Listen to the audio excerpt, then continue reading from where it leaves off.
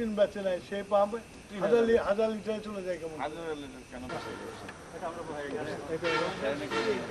শুনতে চায় না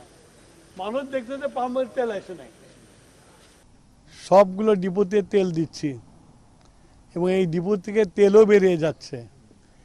তেল বেড়ে যাওয়ার পরে তাও আমরা দেখছি যে হাহাকার যে দেশে তেল নাই এইটাকে কীভাবে সুষম করা যায় কিভাবে তেলগুলোকে দিলে এই কথাগুলো বলতে না পারে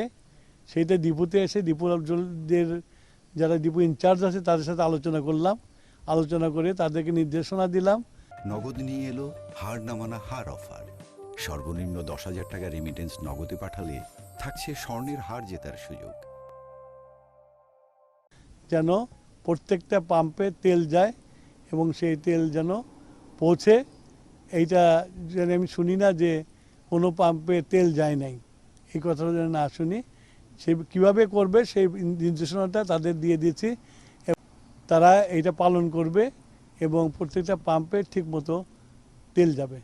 সেই জন্য আমার রাত করে এখানে আসা আর দেখা যে এই ডিপোতে সিন্ডিকেট কি কাজ করছে না কিনা সেটা দেখা